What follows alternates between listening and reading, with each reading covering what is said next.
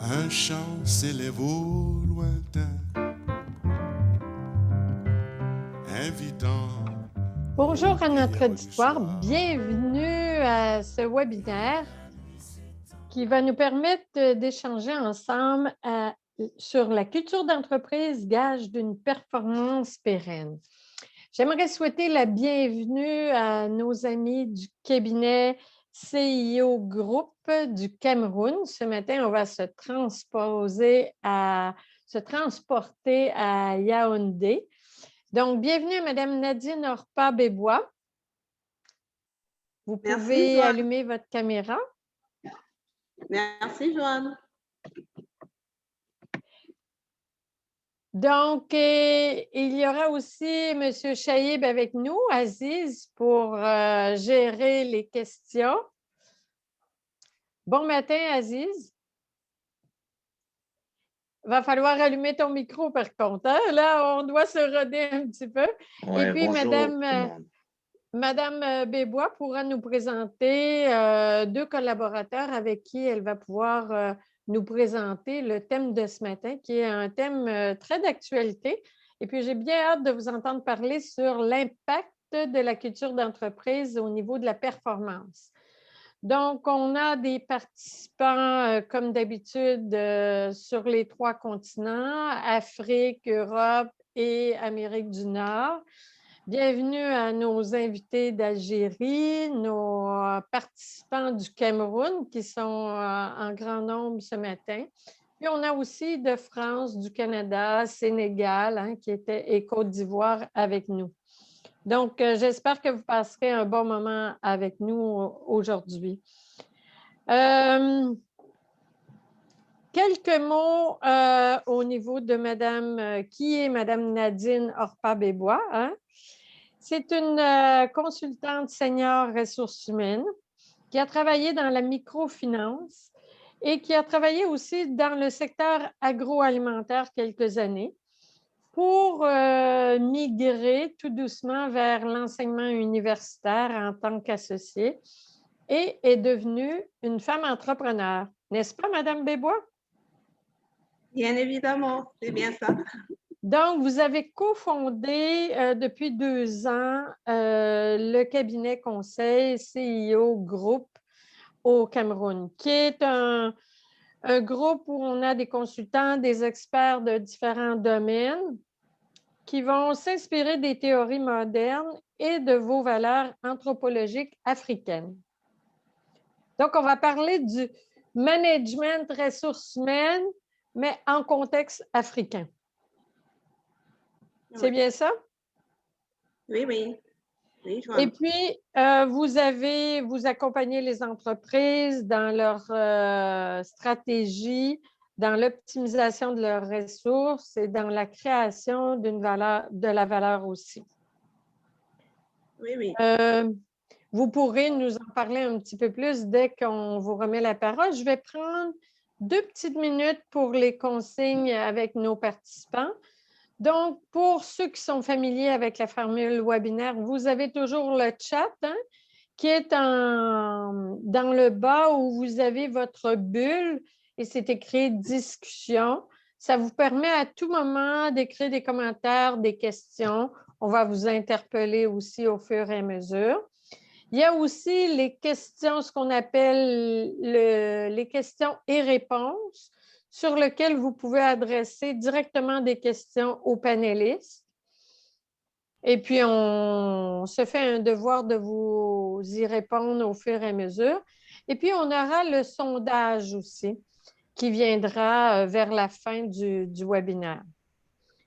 Donc, sans plus tarder, je vois la caméra de M.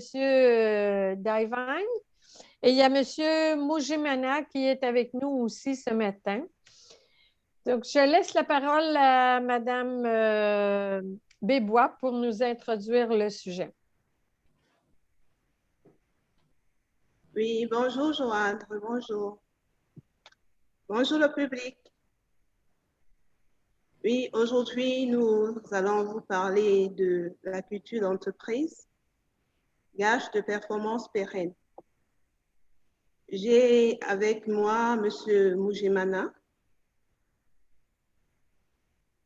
C'est un internationaliste en coopération au développement et action humanitaire. Il a 17 ans d'expérience professionnelle. Et nous avons aussi monsieur Machua Divine, qui est responsable aussi d'un cabinet conseil. Monsieur Mujemana va nous parler nous définir ce que c'est la culture d'entreprise. Il va nous parler de l'émergence de la culture d'entreprise. Il va également la définir. Il va nous donner également les caractéristiques et les composantes de la culture d'entreprise pour qu'on la comprenne mieux. Moi, je vais intervenir dans les enjeux de la culture d'entreprise dans notre environnement qui est tellement concurrentiel, et également des principaux leviers de la culture d'entreprise et des fondamentaux de mise en place. Comment est-ce qu'on met une culture d'entreprise en place? Et M. Divine est là pour donner un exemple palpable. Comment est-ce qu'il a mis sa culture d'entreprise sur pied dans son entreprise? Comment la culture d'entreprise lui permet d'être pérenne, permet d'exister jusqu'à aujourd'hui. Donc, je vais donner la parole à M. Mujemana pour la mise en contexte.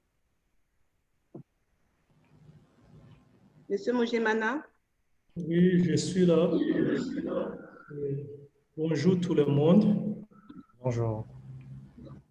Bonjour. Bonjour. Bonjour, monsieur Mujemana. Les questions. Ok, bonjour. Je vais essayer de présenter ce que je vais dire. Donc, je vais parler de la définition, même l'historique de la culture d'entreprise. Après de ça, on va parler de la définition même de la culture d'entreprise, ses composantes et ses caractéristiques. Normalement, la culture d'entreprise a commencé à voir le jour dans les années 1970, mais il y a toujours une histoire sur la culture de l'entreprise. Et à ce moment-là, on essaie de parler de deux personnes, à savoir Mayor de 1933 et Chester de 1938, qui ont pu théoriser un peu la culture de l'entreprise. S'agissant de Mayor, il avait constaté que plus une entreprise, avant les entreprises avaient des structures classiques, c'est-à-dire qui sont axées sur l'objectivité et la finalité, puis maintenant on ajoute la reconnaissance des individus, la motivation psychologique la motivation psychologique, c'est-à-dire, en d'autres termes, quand l'employé entre en contact avec ses salariés, il avait constaté qu'il y avait une performance de l'organisation qui s'élevait beaucoup. Tandis que maintenant, pour Chester, en 1938, lui, il avait considéré la culture d'entreprise comme une partie de l'organisation, et l'organisation est composée de structures formelles et de normes informelles. C'est-à-dire, en d'autres termes, lui, il a ajouté l'humanisme sur la structure formelle. Ça veut dire quoi?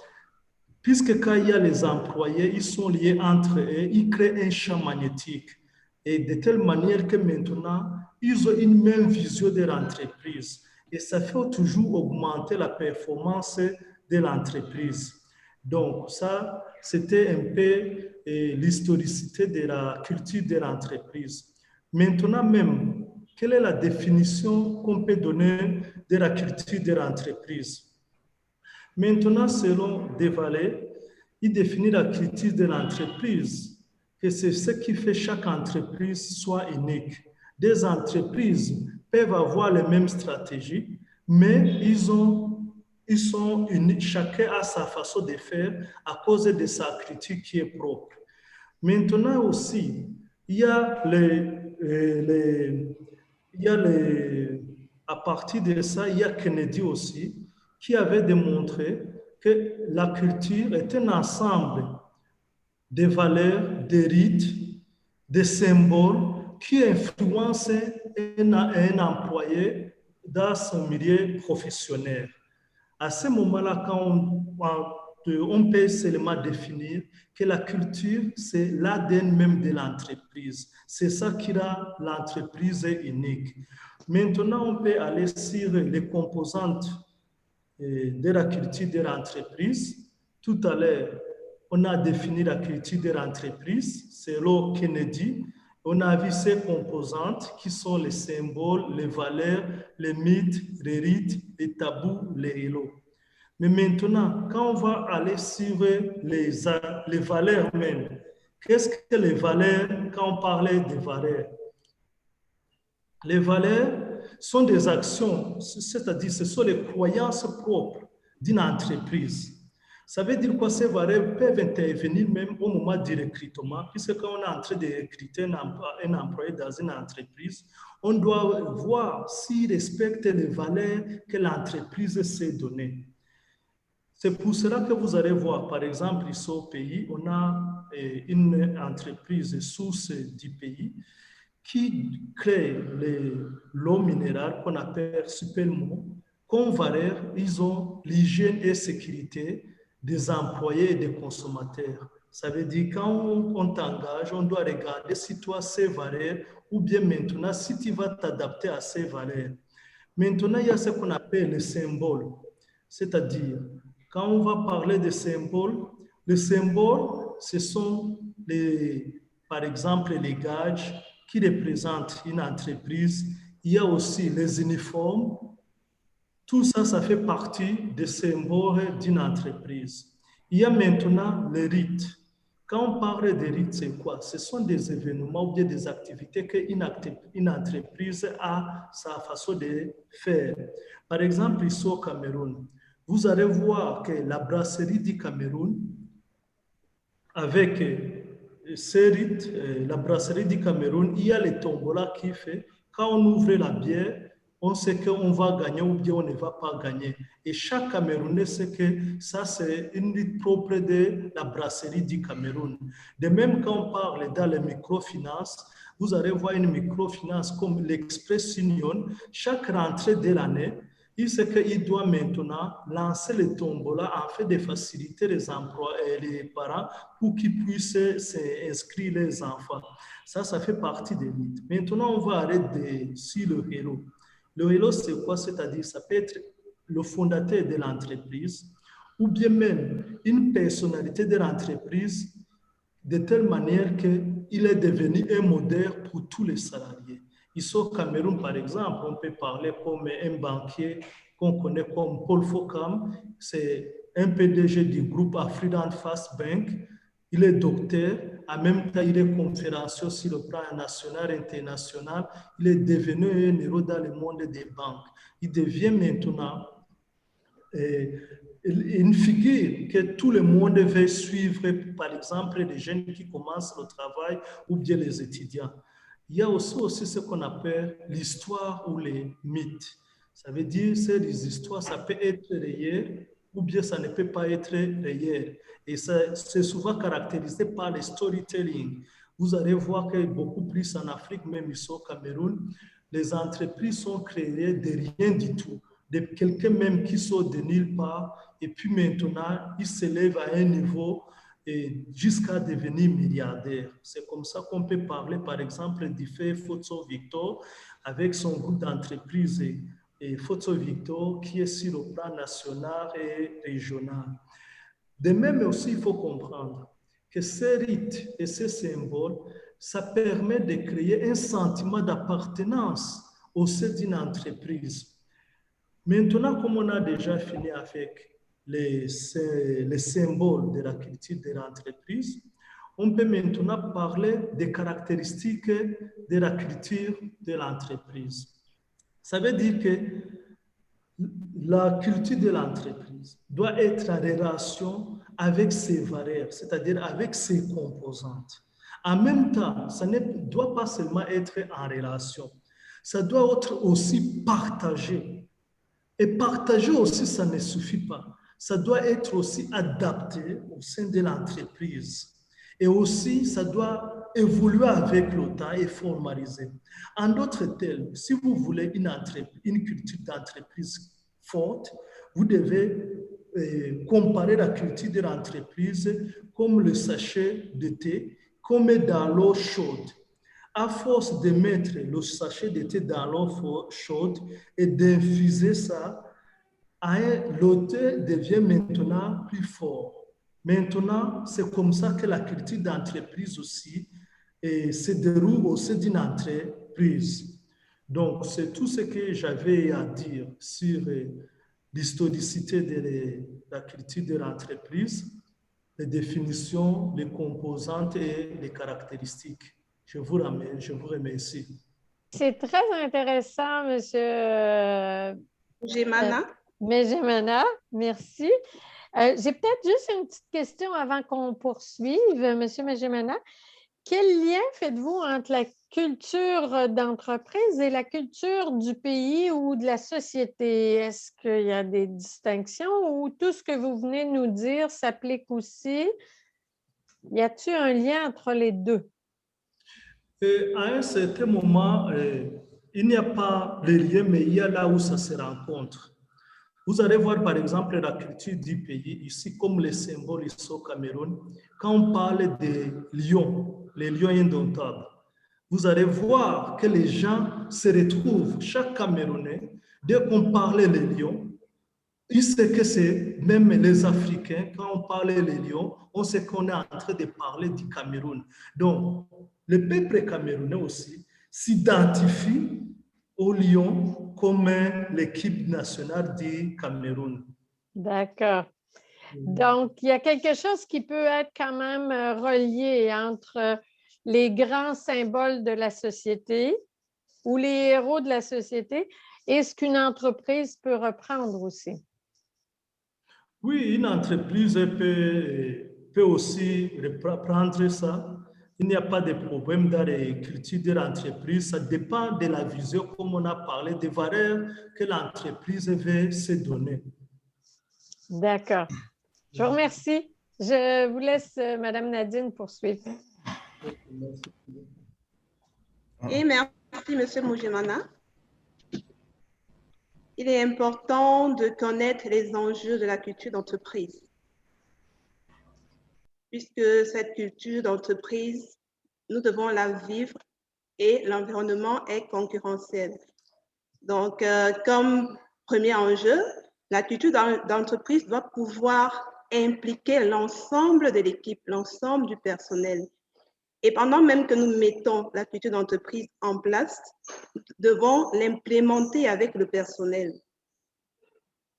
Également, comme deuxième enjeu, la culture d'entreprise doit pouvoir concilier vie professionnelle et vie privée. Parce qu'on a remarqué que beaucoup de certains salariés démissionnent pour aller ailleurs, justement parce que certaines entreprises concilient vie professionnelle et vie privée. Donc, c'est important.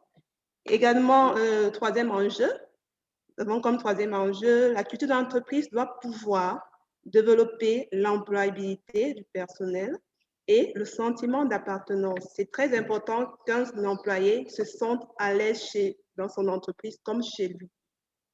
Également, la culture d'entreprise doit pouvoir évoluer avec le changement parce que le monde évolue, donc l'entreprise doit également évoluer à travers sa culture d'entreprise.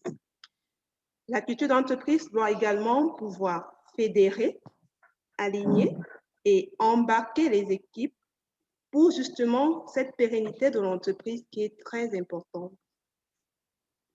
Aussi, la culture d'entreprise doit pouvoir être ancrée dans les pratiques stratégiques de l'entreprise et même dans les politiques de l'entreprise pour pouvoir faire des prévisions et même pour la stabilité de l'entreprise.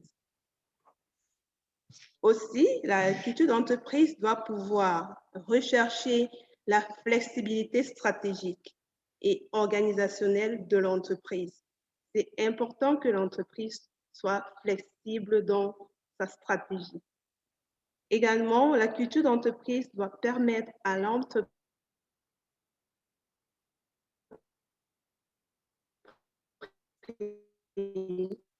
Je crois qu'on vous de a perdu. renforcer le bien-être au travail. Pas bien. Je sens. Oui, oui. C'est bon? Oui, c'est bon. D'accord. J'étais en train de dire que la culture d'entreprise doit pouvoir rechercher la flexibilité stratégique et organisationnelle.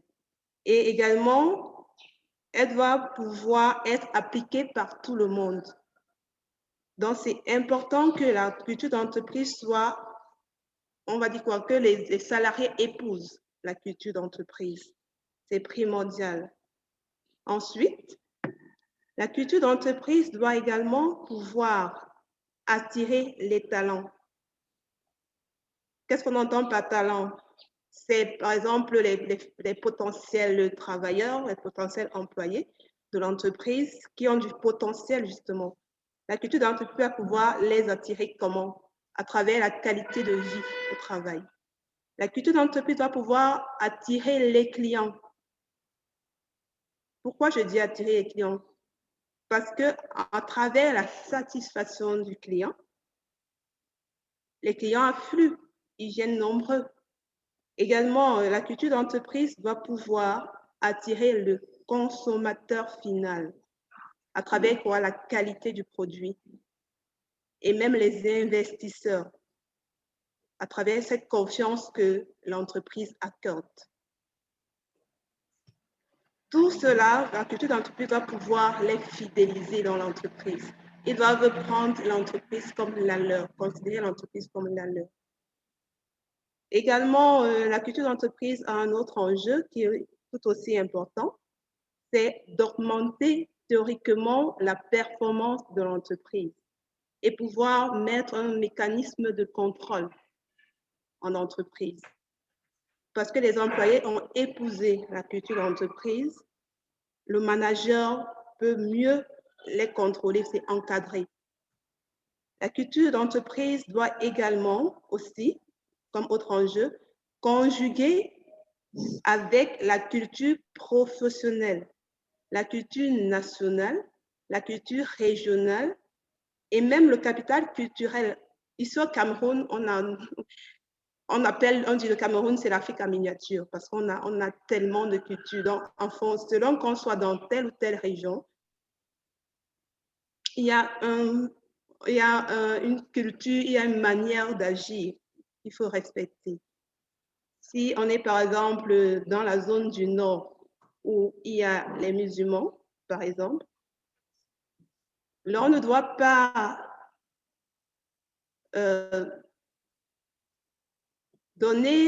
avoir la même culture qu'au Sud, enfin, les régions qui ne sont pas musulmanes.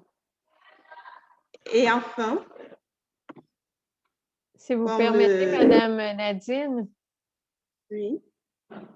Ce que vous venez de dire comme exemple entre le Nord et le Sud, et vous avez utilisé un terme qui est très important, c'est la manière de. Hein?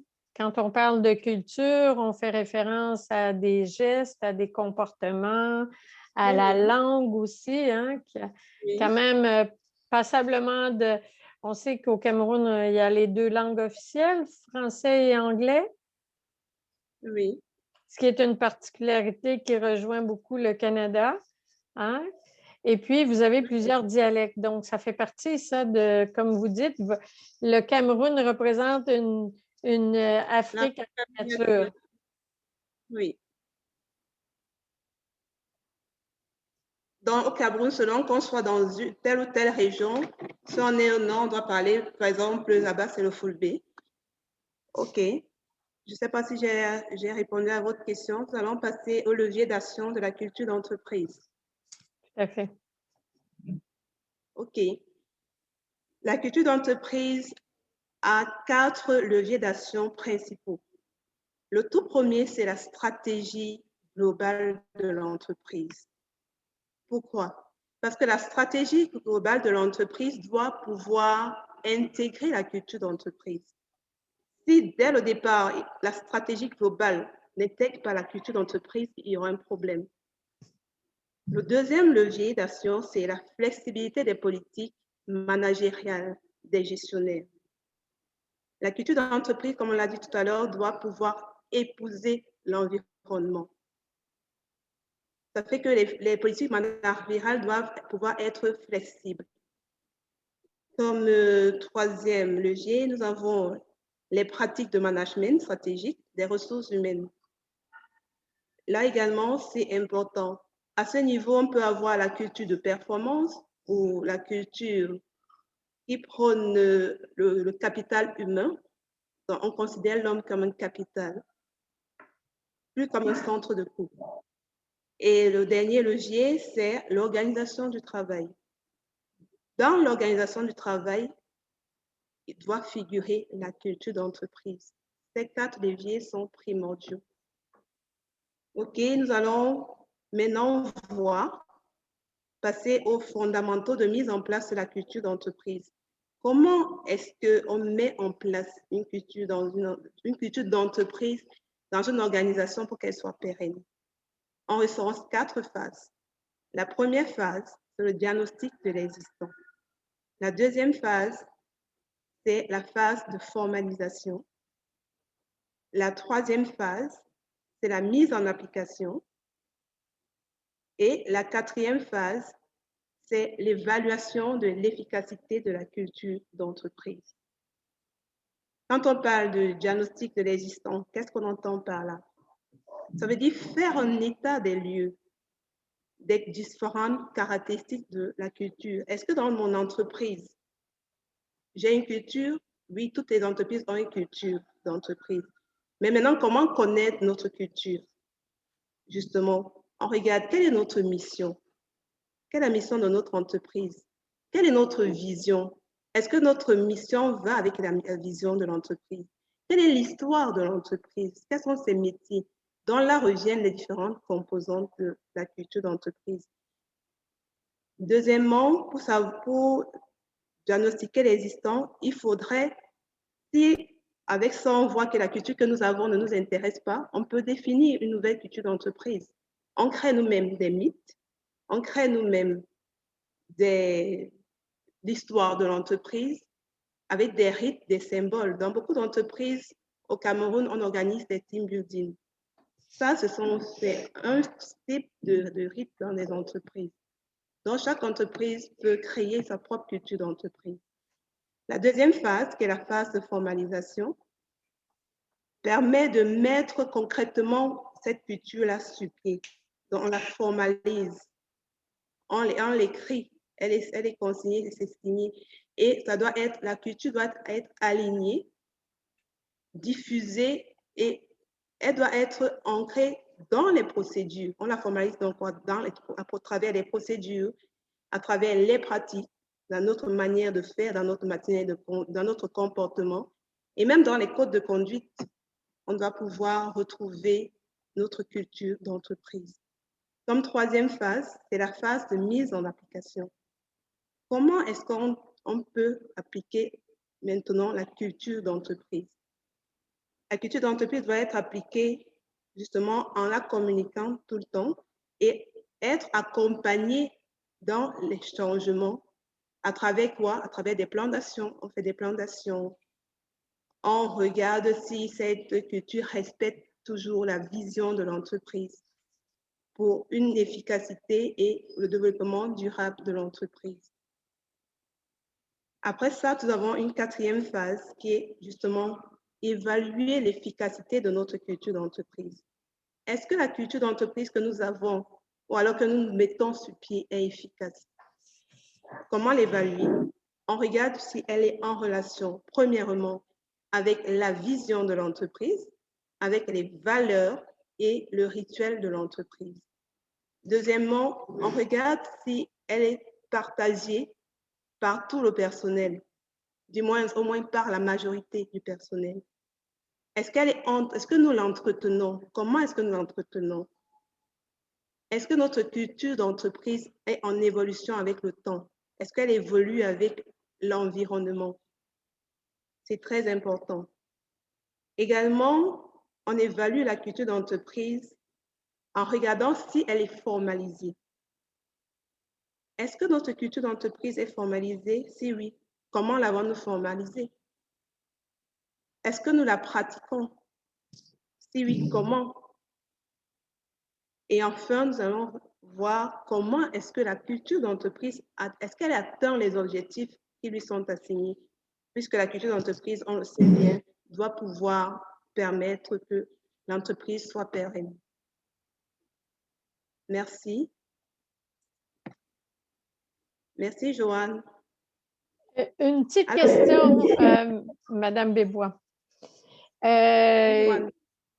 J'aimerais savoir, dans les exemples que vous avez donnés ou avec les entreprises camerounaises avec lesquelles vous avez travaillé, comment ça se passe au niveau de la formalisation? Est-ce que c'est le PDG avec ses directeurs? Est-ce que c'est avec des managers? Comment ça se passe lorsqu'on veut formaliser on sait que vous avez mentionné qu'elle doit être écrite, hein, qu'elle doit être définie, mais qui participe à ça? Comment ça se passe chez vous?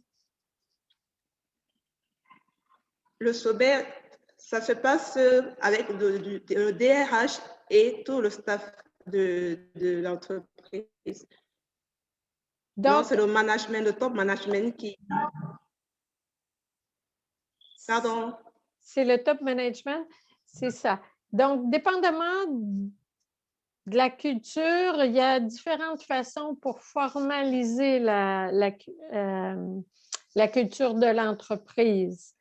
Est-ce que c'est juste le top management qui participe ou on va faire participer les collaborateurs jusqu'à la base de l'entreprise?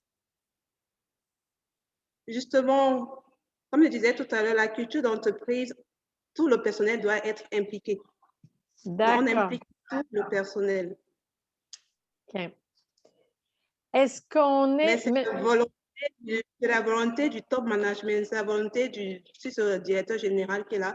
C'est lui qui impulse la culture d'entreprise.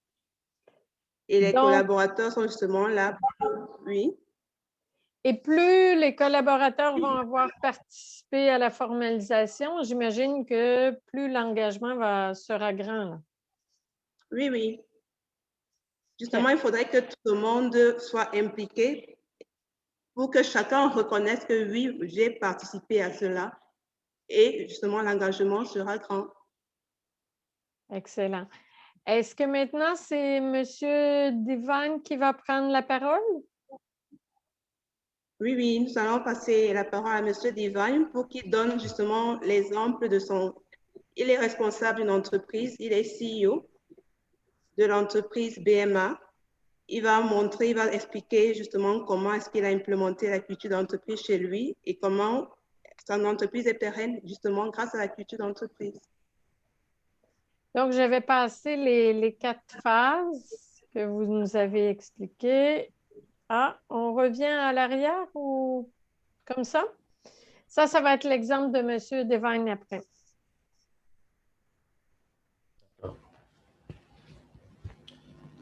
Bonjour, chers panélistes. Bonjour, M. Devine. Bienvenue à ce webinaire. Merci. Merci, Madame Joanne. Alors, je vais intervenir sur l'expérience d'intégration de la culture d'entreprise chez BMA Consult, dont je suis le founder et CEO. Alors, premièrement, je vais commencer par vous présenter BMA Consult.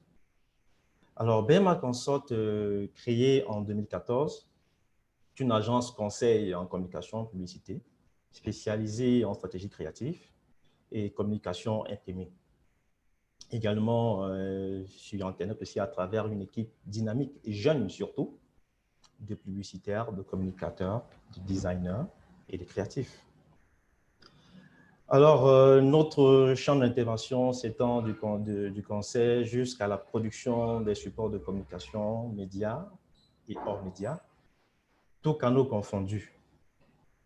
Donc, savoir communication institutionnelle, autant pour moi, identité visuelle, charte graphique, packaging et autres. Et BMA, enfin, n'est-ce pas, de se démarquer, c'est doté des valeurs importantes. À savoir, premièrement, en ce qui concerne les missions, BMA a pour mission de prendre à charge l'ensemble des besoins et problématiques de communication de sa clientèle, de toutes les sortes, de telle en sorte que le suivi se fasse dans les règles de l'art. Alors, nous accompagnons également les grandes entreprises, les PME, les petites et moyennes entreprises, les très petites entreprises et les particuliers, bien évidemment. Et étant donné que, que le marché est vraiment concurrentiel, alors nous devons ici, n'est-ce pas, de mettre l'accent sur le personnel qui est recruté à la base. Parce qu'il faut noter qu'il est difficile, n'est-ce pas, de trouver du personnel, n'est-ce pas, qui répond aux valeurs de l'entreprise et également aux missions et à la vision de l'entreprise. Il est très difficile d'ailleurs, ça il faut le noter. D'où la nécessité ici, n'est-ce pas, de mettre un accent assez pointu, surtout pour les entreprises, je dirais pour les PME qui veulent vraiment se démarquer, parce que l'espérance de vie d'une entreprise PME est de 5 ans. Au Cameroun, en particulier, de 5 ans. Bon, là, c'est l'âge moyen. Maintenant, pour certains qui ont résisté jusqu'à atteindre ce niveau-là, parce que pour la plupart, c'est 2 ans, 3 ans et après, elles meurent. Parce qu'à la base, n'est-ce pas, il n'y a pas eu une bonne stratégie qui a été mise sur pied afin de pérenniser, n'est-ce pas, l'entreprise dans le temps. Alors, de ce fait, BMA, par le canal, n'est-ce pas, de son responsable humanitaire, met déjà ce point, cet accent sur le recrutement. Et le recrutement est achevé par le CEO que je suis, parce qu'après que les postulants soient passés chez l'OVH, il y a tous les dossiers, n'est-ce pas, qui sont transmis au CEO pour évaluer et également auditionner personnellement, n'est-ce pas, le postulant, afin de savoir s'il répond, n'est-ce pas, parce qu'on ne peut pas dire qu'il répond comme ça de tout de go, mais s'il a les aptitudes, voilà, s'il a les aptitudes, n'est-ce pas, à répondre, n'est-ce pas, aux attentes et aux charges qui lui seront confiées. Et comme cas pratique, après qu'on ait survolé cette étape de recrutement,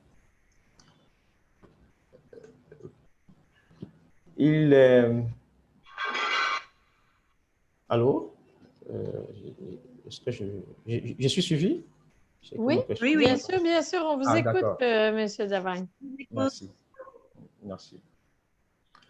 J'ai une petite question pour vous, M. Devagne. Oui, Madame Joanne. Vous nous avez dit que c'était quand même difficile des fois avec le recrutement et tout ça de trouver des personnes qui partagent les valeurs de BMA. Est-ce que vous pouvez nous donner un exemple dans votre expérience de recrutement où vous vous êtes dit, ben cette personne-là, je ne la retiens pas parce qu'elle ne correspond pas à nos valeurs? D'accord. Est-ce que vous avez un exemple en tête? Bien évidemment, bien évidemment. Alors, je vais dire, le dernier recrutement chez BMA date de 6 mois.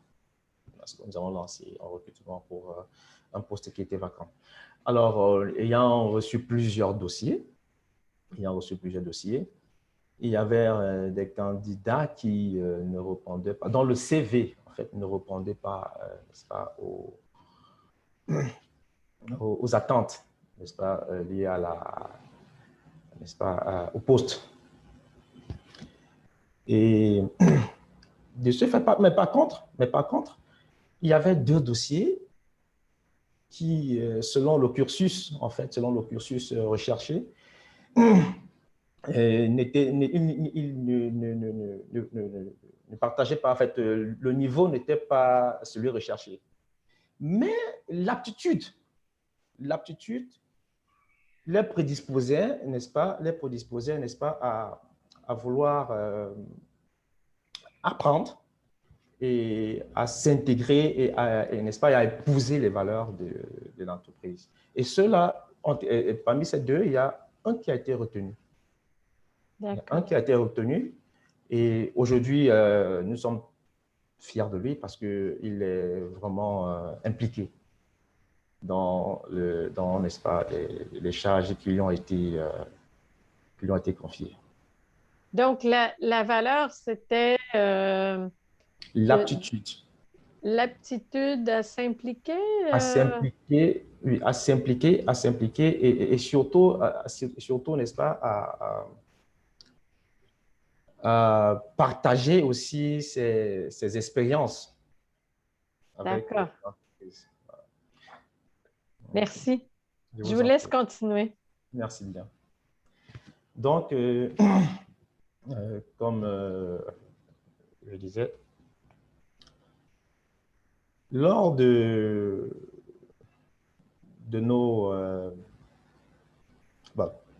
déjà, lorsqu'un client nous contacte pour un besoin, alors il y a un brainstorming qui est fait et au cours du brainstorming, tout le personnel est impliqué. Tout le personnel. Du CAPS jusqu'au, je dirais, jusqu'à l'agent d'entretien. Parce que, étant une agence de communication et publicité, nous, comme on le dit, personne ne détient le monopole du savoir. Parfois, l'idée peut venir même de celui chez qui on n'a pas vraiment, dont on n'a vraiment pas donc, il n'a même pas, par exemple, l'expérience du domaine, en fait. Voyez-vous? Donc, et à ce niveau-là, toutes les idées sont prises en compte et par la suite, on passe par élimination des cas jusqu'à ce que la meilleure idée soit retenue.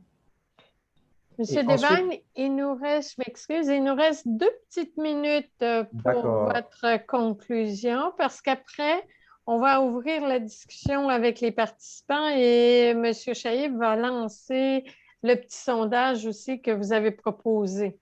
Pas tout de suite, Aziz. On peut laisser peut-être M. Devine compléter. D'accord. Donc, afin d'intégrer cette culture d'entreprise chez BMA, nous avons mis sur pied des canaux pour pérenniser, n'est-ce pas, l'entreprise dans le temps. Il y a des campagnes promotionnelles qui sont lancées et il y a l'assiduité également dans le travail qui est fait.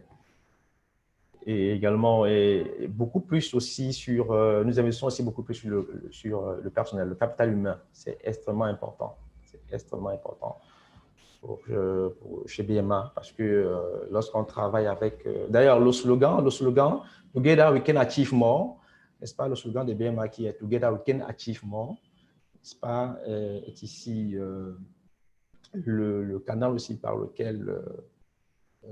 en impliquant tout le personnel et la rigueur, n'est-ce pas, dans le travail qui est fait. On a jusqu'à aujourd'hui pu nous démarquer, n'est-ce pas, de nos concurrents.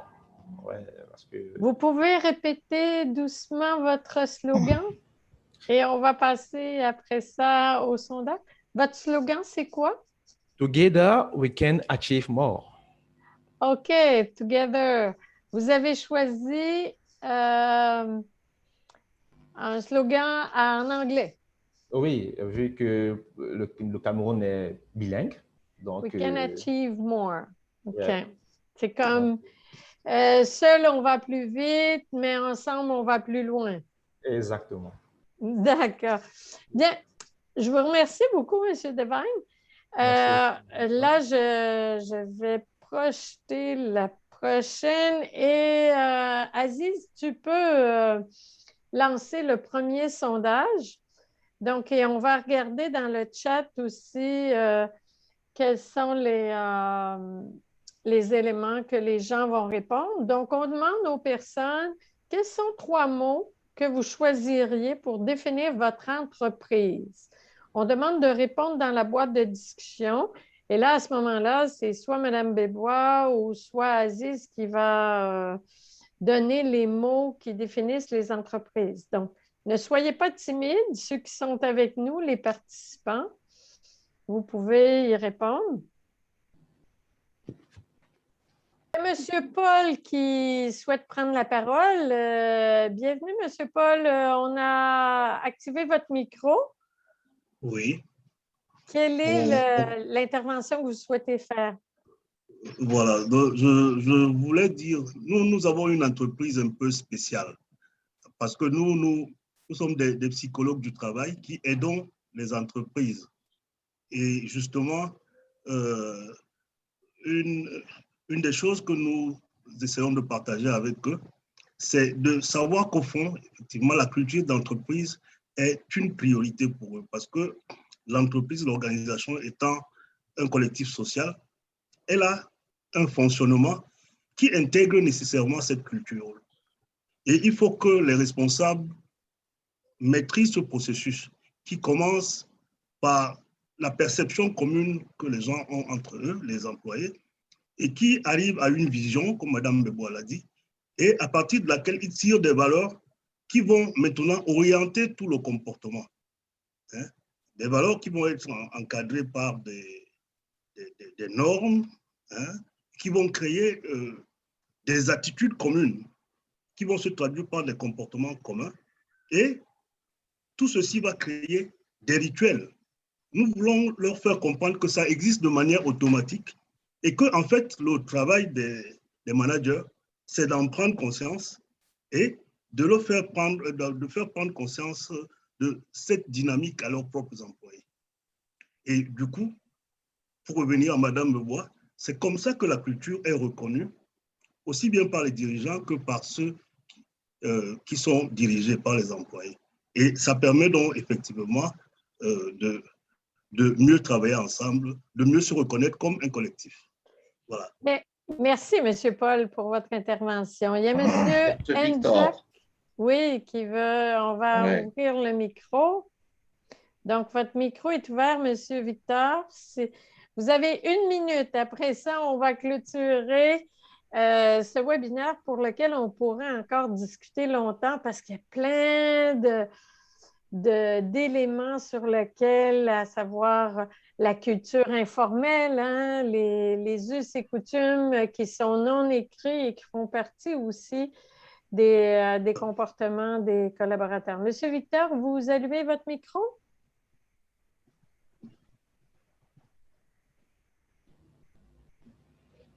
Est-ce que vous voulez prendre la parole?